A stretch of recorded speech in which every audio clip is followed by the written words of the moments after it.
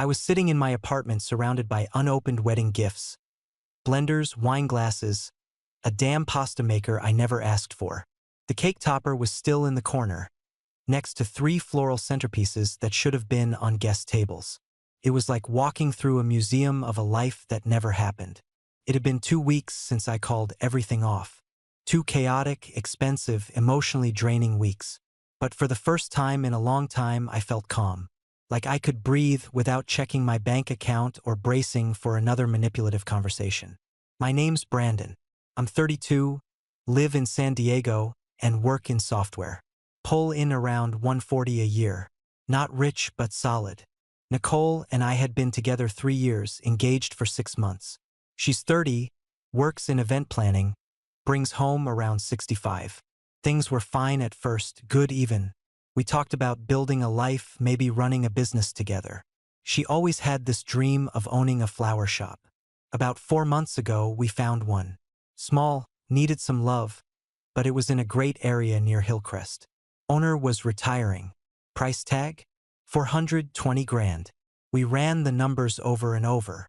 My role was clear. I'd invest 50,000 of my savings. She'd put in 4,000 of her own, and 30 from her parents. We'd go in as partners. 60-40 split in ownership, tied directly to our buy-in. We agreed. Signed papers. I wired my part to escrow. She said her parents needed a little time to send their chunk. No big deal. She'd handled the paperwork before. She talked fast and confidently. I didn't press. That's on me. But looking back, that's when things started feeling off. Quick note. Before we dive deeper, where are you listening from right now? There was always something in the way. Her mom had questions. Her dad wanted to talk numbers. Then one day it became, we should have dinner with my parents this weekend. It'll be fun. No mention of business. No warning. That dinner changed everything. Now here I was, 2 weeks after walking away, surrounded by things meant for a wedding that was never happening. And I felt relief. Not regret, not guilt, just peace. That probably tells you everything. I grabbed a box and tossed in a stack of unopened gifts. I wasn't going to return them. Let Nicole do whatever the hell she wanted with them. None of it mattered anymore. I had a meeting in 20 minutes. But before I left, I opened my banking app, looked at my account, and smiled. 50,000. Right where it belonged. Safe. Time to move on. The wine glasses were already sweating when we walked into Nicole's parents' house that night. Her mom had gone full Pinterest with the table, white linen, gold-rimmed plates, little name cards like we were at some fundraiser. I figured it was just wedding stuff. Venue updates, maybe picking a cake flavor. Nicole looked good, red dress, heels, hair curled like she was showing off. Her dad, Jerry, was at the grill doing the classic man with meat routine, flipping ribeyes while holding a glass of something brown and expensive. Her mom, Deb, kissed me on the cheek like we were all one big happy family. Dinner started normal. Filet, mashed potatoes, some green bean thing I didn't touch. Jerry talked about golf. Deb showed off swatches for table runners. Nicole smiled a little too hard through the whole thing, but I chalked it up to nerves. Then, about halfway through the meal, Nicole reached for her wine and raised her glass. I looked up from my plate, fork midair. I've been thinking, she said, giving me that rehearsed look. I want a business agreement. Everything stays separate. Just like that. No lead-in. No warning. Just dropped it like we were discussing dessert options. I blinked. What? Her dad jumped in like he was waiting for the cue. It's just smart planning, Brandon. Especially for people running a business. Protects both parties. Nicole nodded. Separate bank accounts, separate taxes, and if things don't work out, we each leave with what's ours. I stared at her. So, a prenup? Not exactly, she said fast. Just a business structure. Everything else stays how it is. I tilted my head. Everything else? She looked down, then back at me. It's not personal. I just think it's best. We each take care of our own finances. Keep things clean. I sat back, trying to keep my face still. And the flower shop? That's joint, of course, she said. We're both on the license. I let that sit for a second. So, let me get this straight. You want me to invest 50 grand into a shared business? But if the relationship falls apart, everything else stays clean and separate? She didn't answer right away. Jerry cleared his throat. That's how mature adults handle things these days. It's protection. Smart planning. I looked over at Nicole. So basically, I put up most of the money now, but later, if this blows up, you walk away with your stuff and I eat the risk. It's not like that, she said quickly. We'd both benefit. It's just about making sure we're covered. Think of it like insurance. Except I'm the only one paying the premium, I said, grabbing my phone from my jacket pocket. I scrolled down to a recent email. Perfect timing. Nicole leaned in. What do you mean? I said, tapping the screen. That since we're keeping things separate, I pulled out of the flower shop purchase. Silence. You did what? Nicole asked, her voice way too calm to be real. Called the escrow officer yesterday, I said. Hadn't seen your deposit come through, so I asked her to unwind the transaction. She confirmed this morning. Funds are back in my account. Jerry's fork hit his plate. Deb froze like someone had cut the music at a party. Nicole's wine glass trembled slightly in her hand. Why would you do that without telling me? You want a clean break if things go south? Fine. That starts now, I said. We're not mixing money if we're not mixing lives. You can't ask for financial separation and shared investment. Jerry jumped in, voice louder now. This is ridiculous. You agreed to that deal. No, I agreed to a partnership. What you just described isn't that. Nicole's jaw clenched. I needed more time. You had time. Weeks. I gave you the benefit of the doubt. You said the money from your parents was coming. Then this? At a steak dinner. I stood up. You should have just been honest. Deb finally spoke. Don't throw everything away over one conversation. One conversation? I laughed. This wasn't a casual thought. This was planned. You had the whole speech ready. Nicole's face went red.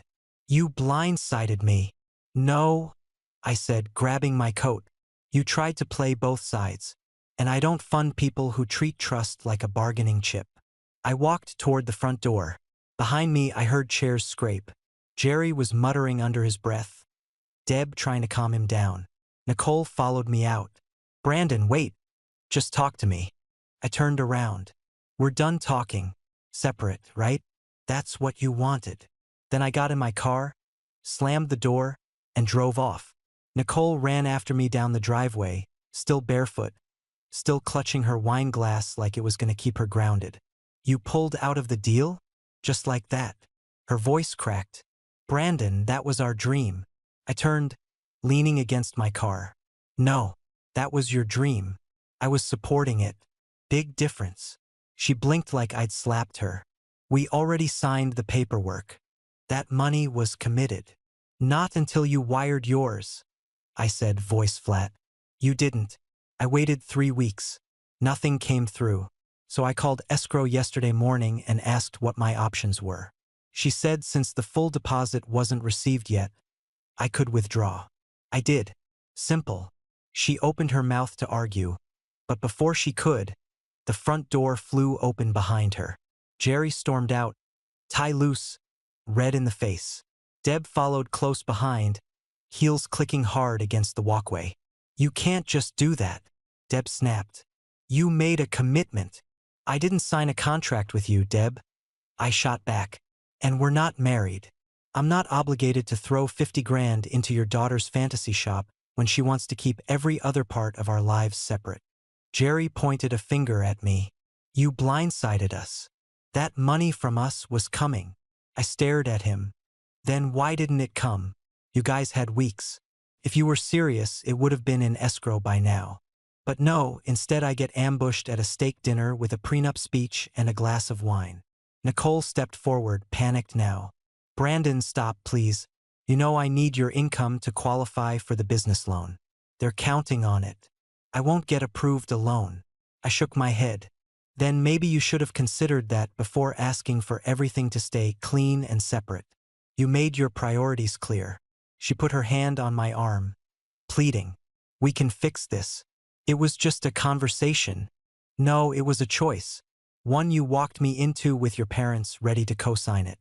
You don't get to call it a conversation when you came in with rehearsed lines. Jerry's voice was shaking now. You selfish little. Don't. I cut in, holding up a hand. This isn't about you. This was between me and Nicole. And she made her position crystal clear. Deb looked like she was ready to explode. She gave up everything for you. She didn't give up anything. She asked me to invest in her business while keeping her finances locked down in case things didn't work out. That's not a partner. That's a hedge fund strategy. Nicole dropped her wine glass. It shattered across the driveway. She didn't even flinch. I didn't move either. Just stared at her. Brandon, she whispered. Please. The panic was all over her now. Fast breaths, red eyes, voice shaking. I already told the landlord we were moving forward, she said. I already gave them the $5,000 deposit. I raised an eyebrow. You gave them your money? Or your parents? She hesitated. Jerry jumped in. Ours. Then you better start calling them back. Because it's not happening. I turned and opened my car door. Deb yelled something behind me, but I didn't hear it. Nicole tried to follow, but Jerry stopped her. For once, he understood he couldn't scream his way out of this one. I sat down, shut the door, and locked it before she got the chance to reach for the handle. Nicole was standing in the middle of the driveway now, arms hanging limp at her sides, tears finally rolling. I didn't say another word, just pulled out slow and drove down the street, their voices echoing behind me like a bad memory I was already deleting. By the time I hit the freeway, I felt the weight lift. Not because it was over, because I knew it had never been real in the first place. By the time I walked into work the next morning, I already had 2 missed calls from Nicole and one from an unknown number that was probably her mom. I didn't answer any of them. I figured if she had something to say, she'd put it in writing, just like she did with that everything separate, clean and simple text. But around lunch, I got an email from the escrow officer. The seller has terminated the transaction due to lack of buyer funding. Earnest money will not be refunded per agreement. $5,000 down the drain. Her $5,000, or technically her parents. And I knew exactly how this was going to play out. Nicole tried. I'll give her that. She must have called every loan officer in San Diego before noon. One of my buddies in real estate said her name hit 3 different mortgage brokers in a 4-hour window. Word got around quick. Problem was, without my income on the paperwork, she barely qualified for half the purchase price. She didn't have assets, didn't have credit depth, didn't have a business plan strong enough to carry the loan on her own. At 2:15, I heard yelling from the front of the building. I looked up from my desk and saw Jerry through the glass doors. Red face, pointing at the receptionist. My stomach dropped. I walked out to the lobby and didn't even get a word in before he spun toward me. You cost us $35,000, he shouted, loud enough that people in the hallway turned to look. You arrogant little bastard. How dare you pull out after everything we invested? He kept my voice low. First of all, lower your voice. This is my workplace. You don't get to silence me, he snapped. That was our daughter's dream, your fiancé's dream, and you blew it up because of one conversation. I pulled out my phone and opened the messages. Scrolled down until I found it. Held it up. This is her text from the night before dinner, I said, keeping my arm steady. Let's talk about keeping finances separate, clean and simple. Might be best for both of us. He swatted my hand away. Don't twist her words. I'm not. I'm quoting them. Deb had probably coached him, but he was unraveling too fast to stick to any plan. Spit flying. Face purple. I watched the receptionist pick up the phone and press 3 numbers, probably calling security. Good. You left her high and dry, he said, stepping closer. You embarrassed her in front of her family, and you ruined her reputation. No, I said. She did that when she tried to double dip, wanted my money for the business, but none of the risk if the relationship failed. I protected myself. That's what you said was smart, right? He lunged forward like he was going to grab me, but 2 building security guys showed up and slid between us fast. "Sir," one of them said, holding out an arm. "You need to leave. Right now." Jerry pointed at me over the guard's shoulder. "This isn't over. You'll hear from us." "Great," I said. "Put it in writing." They escorted him out while he kept yelling back at me. Everyone in the lobby just stood there watching like it was a reality show. I went straight to HR, filed a report, and sent over the building footage. They said they'd flag him if he tried to come back. Nicole didn't call again that day. Didn't text either. But I saw her Instagram story, just a black screen with the caption, "Some people will show their true colors when money's involved." Yeah. They sure as hell will. 2 days after Jerry's office meltdown, I got a text from a random number. "Hey Brandon, it's Tara. Nicole asked me to reach out. Can we talk?" Tara was Nicole's go-to sidekick. Always around, always in the loop, always too eager to play therapist. I didn't respond right away, but after thinking it over, I agreed to meet. Better to shut it down in person than let it drag on through a chain of passive-aggressive texts. We met at a cafe near Mission Valley. I got there early, grabbed a black coffee, and sat at a table by the window. Tara showed up in a blazer and heels like she was prepping for court. She gave me a tight smile and sat across from me without ordering anything. "Thanks for coming," she said, folding her hands on the table like we were in a job interview. "Let's just get to it," I said. She nodded. "Okay, look, Nicole's willing to meet you halfway." I raised an eyebrow. "Halfway how?" "You'd still contribute more to the business, just slightly more, but she agrees to co-own it with you. Shared control, shared revenue." I leaned back in my chair. "So, I still pay more, but now it's technically 50-50. Tara hesitated. "Well, yeah, but she's willing to do more around the house too. You know, like handle the chores, help you with passwords, stuff like that." I stared at her. "Passwords?" She blinked. "You know, financial transparency, budgeting apps, credit cards." She said she'd be more open with stuff. I laughed. Couldn't help it. Full, dry, gut-level laugh that made the couple at the next table glance over. "So let me get this straight," I said. "She wants $50,000 of my money, but in exchange she'll vacuum more? Maybe cook a little? Give me the Wi-Fi password." Tara flushed red. "That's not what she meant." "Then what did she mean?" I leaned forward. "Because that sounds a hell of a lot like offering to do the dishes in exchange for startup capital." Tara sat back. Her mouth opened, then closed. She looked like she was regretting ever showing up. "She's just trying to compromise," she said quietly. "No," I said, shaking my head. "She's trying to repackage the same garbage in a prettier bag. This isn't compromise. This is manipulation with better lighting. She's not the villain here. She tried to use me as a private investor while protecting herself in case it all went to hell. You don't get to preach independence and then come crawling back with chore charts and trust fall promises." Tara sighed. "She's hurt. So am I. But I didn't drag a friend into a fake negotiation hoping to guilt someone back into a bad deal." I stood up and grabbed my coffee. "I'm out," I said. "Tell Nicole the answer is no." Same as it was the day she handed me that everything separate line. I'm not bankrolling anyone's fantasy just because they call it love. Tara didn't say anything as I walked away, just sat there, picking at the corner of a napkin like she couldn't figure out where it all went wrong. Could have told her. Started the second Nicole thought I'd say yes to anything, just because I'd said I do once. I hadn't heard anything for a couple days after the cafe. No texts. No random calls from blocked numbers. I figured maybe, finally, Nicole had moved on. Then a buddy from college sent me a screenshot. It was a post on Nicole's Facebook. Public. Tagged with some artsy black and white photo of a wilted flower in a cracked vase. Real subtle. My dream was stolen by someone threatened by a strong woman. I had a vision, I had a plan, but I was shut down by fear and control. I won't stay silent anymore.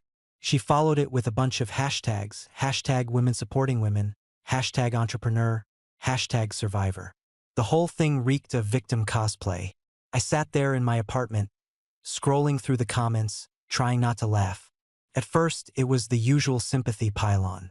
Her high school friends, the ones who treat every breakup like a funeral, posted the same tired crap. OMG girl, you deserve so much better. Men always get scared when women outgrow them. Keep shining, queen. But then, it flipped. Some guy named Luis, who I vaguely remembered from one of her office parties, commented, "Didn't you say he was your walking investor at Tara's birthday?" Then a girl I didn't recognize jumped in. "Wait, I'm confused. You wanted separate finances but a shared business? How does that work?" Another comment popped up. "So you expected him to fund it and not get burned if it failed? That's not being strong, that's being shady." The thread blew up fast. Someone screenshotted a story she'd posted weeks ago where she bragged about being the brains while Brandon brings the bucks. I remembered it clearly. I was standing next to her when she posted it. I even told her it sounded bad. She'd rolled her eyes and said, "People know it's just a joke." Apparently, they didn't. Her coworkers chimed in, and that was the final nail. One of them wrote, "This is messy. If you needed his income to qualify, you weren't exactly doing this solo." Another added, "Maybe don't frame it like a feminist cause when it's just a bad business pitch." The whole thing unraveled within hours. Nicole started replying to comments, trying to clarify, saying it was more complicated than it looked, and that outsiders didn't understand the nuance. That only made it worse. By the time I checked again that night, the post was gone. Deleted. Vanished like none of it had happened. But the damage was already done. People were talking. Screenshots were floating around group chats. Even my cousin texted me, "Dude, you dodged a bullet." Yeah. No kidding. I didn't respond to any of it. Didn't comment, didn't post, didn't defend myself. I didn't need to. Nicole had done all the heavy lifting. Turns out, when you try to turn yourself into the hero of a fake struggle, real people see right through it. Especially when you screw up the math. 3 days after Nicole nuked herself on Facebook, I got a message from her dad. "Let's meet. Just talk. Neutral ground. Dinner's on us." Against my better judgment, I agreed. Not for them, for closure. I needed to hear how far they were willing to stretch this circus. Plus, if he acted out again in public, I'd have witnesses. We met at this upscale Italian place in La Jolla. White tablecloths, dim lighting, waiters in vests. Jerry, Deb, and Nicole were already seated when I walked in. Nicole wouldn't look at me. Deb smiled like none of this had happened. And Jerry? Guy had a manila folder sitting next to his wine glass. "Here we go." I sat down, ordered a club soda. No one spoke until the bread came. Then Jerry cleared his throat, opened the folder, and slid a sheet of paper across the table like it was some big legal reveal. "Brandon," he said, "we've worked up a new proposal. A fair one." I didn't touch the paper. He tapped the chart. "You contribute 60,000. Nicole contributes 40. Equal ownership. 50-50. You're both listed on the business license. Shared profit, shared equity. Fair. Balanced." I looked him in the eye. "Why would I do that?" Deb leaned forward, voice all soft and pleading. "Because this isn't just about money. It's about starting a life together. Building something real. What's a little imbalance at the start when you're building a future?" I turned to Nicole. She still hadn't said a word. "So let me get this straight," I said. "I pay more than her. Again. But this time you're calling it equal." Jerry butted in. "But you both own it equally, right?" I cut him off. "So I spend more and she gets the same stake. Tell me again how that's balanced?" Deb spoke quickly. "It's not just about the numbers. Nicole will be running the shop. You'll still have your tech job. This is her full-time commitment." I let out a breath. That's not how partnerships work. You don't pitch unequal investment and call it fair just because someone's passionate. Nicole finally looked up. "So what do you want, Brandon? Control? All the say? You want me to grovel just because you make more money?" "No," I said. "I wanted honesty. You could have had a conversation.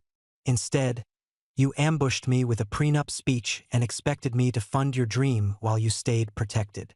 She slammed her hand on the table, silverware jumping. "You made me look stupid. You embarrassed me in front of everyone. My parents, my friends. No, I said calmly. You did that. When you tried to use me and got caught. The table went dead silent. Jerry's nostrils flared. Deb looked like she might cry. Nicole? She looked like she didn't even know who she was anymore. You're really not going to compromise? She asked, voice sharp and bitter. No, I said. You showed me exactly how you operate. You think partnerships are about emotion. They're not. They're about risk and accountability. You asked me to carry the risk and then screamed when I said no. Jerry gathered up his folder. You're making a mistake. Pretty sure the mistake was ever agreeing to dinner.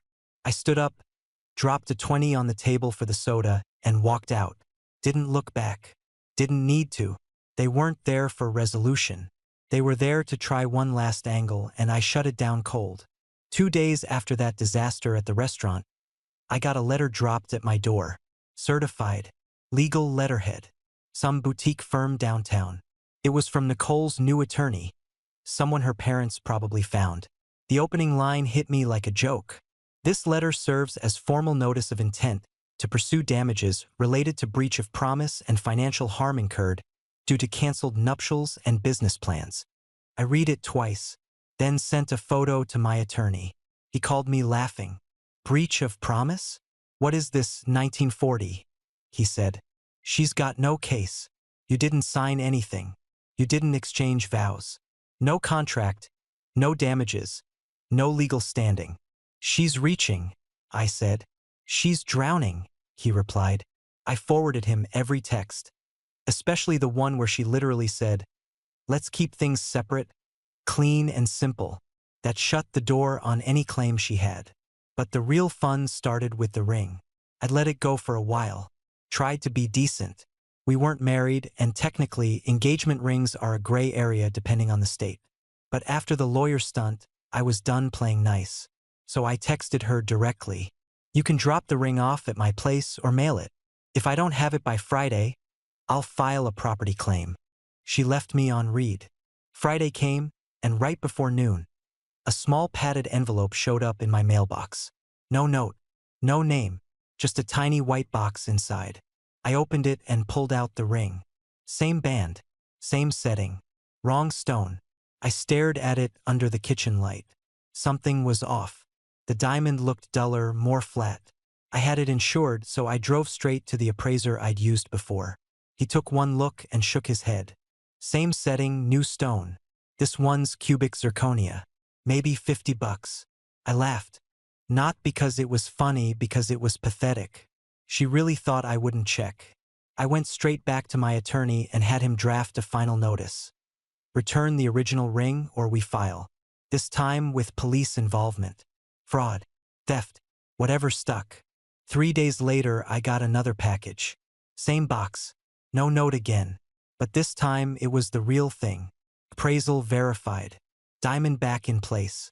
Just the bare ring, no apology, no message, no dignity. I didn't bother replying. She wanted to play smart. She wanted clean lines, legal language, everything separate. Fine. She got it. And then some.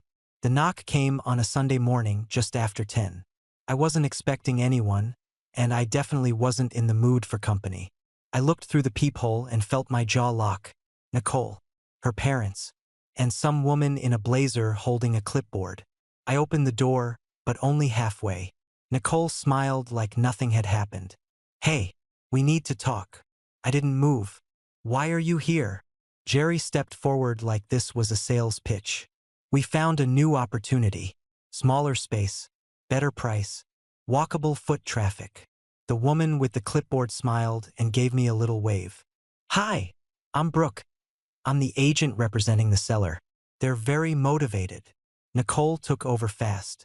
It's a great deal, Brandon. Only $250 total. I put in 20. You do 30. Equal partners this time, 50-50. She looked proud of herself, like she'd solved the puzzle. I just stared at her. Are you out of your damn mind? Deb jumped in. She's trying to fix things. This is a fresh start. A real chance to build something good. We're not together, I said. Nicole's smile dropped. We can work through that. No, I said, stepping out into the hallway now. You don't get it. We're done. This isn't about the number. It's not 30 versus 50. It's that you're still trying to make a business pitch out of a dead relationship. Nicole's voice went sharp. So you're really throwing everything away? Over this? I looked her straight in the eye. Not over this. Over all of it. The manipulation. The prenup stunt. The fake ring return. The public post trying to drag me while you hid behind hashtags. Jerry raised his hand like he wanted to push back. But I kept going. You tried to scam me under the name of love. You weaponized your parents, your friends, a lawyer, even your coworker Tara. And now you're standing here on a Sunday with a stranger trying to sell me a new fantasy like I forgot the last one burned to the ground. Nicole's face went red. She looked like she was about to scream. But instead, she stormed past me. Into my apartment. You don't get to talk to me like I'm nothing, she shouted. You don't just walk away and act like I never mattered. Get out, I said, pointing to the door. Right now. She was pacing in the living room, eyes wide. You said you loved me. You said we were building a future. Jerry pushed past me next. Brandon, calm down. She's emotional. She's trespassing, I snapped. You all are. Brooke, the real estate agent, looked completely panicked now. She backed toward the hallway like she'd made a huge mistake walking into this circus. Deb tried to play peacekeeper. Let's all just take a breath.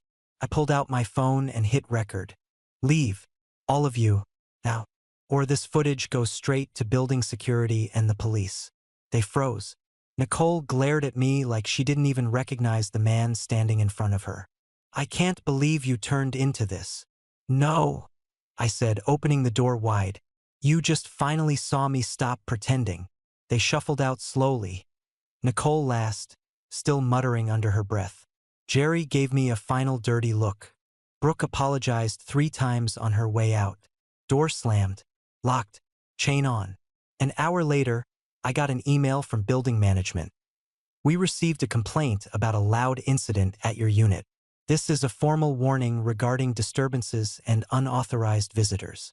I didn't even flinch. I pulled up the hallway footage from my Nest Cam, attached the video, and sent it to the leasing office with a simple subject line: trespassing and harassment documentation. 2 days later, Nicole got a written notice from management. Any further unauthorized visits and she'd face formal action, including police involvement. That was the last time she ever showed up. A week after that final stunt in my hallway, I got an email from Nicole with a PDF attached. Subject line: shared responsibility. Inside, a breakdown of wedding costs. Venue, catering deposit, her dress fittings, half of it circled. She'd already paid and now wanted me to reimburse her.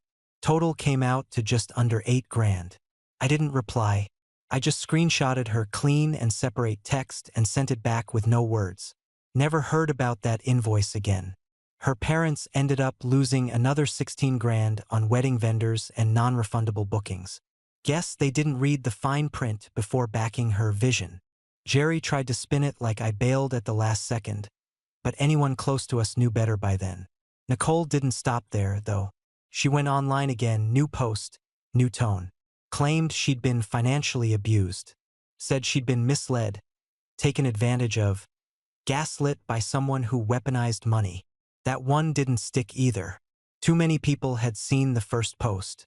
Too many screenshots. A couple of her co-workers even called her out. One of them DM'd me. She really thought no one would remember what she said? Unreal. The final straw came when she tried to get my mom involved. My mother, retired business attorney, smart as hell, and not someone you bullshit. Nicole called her.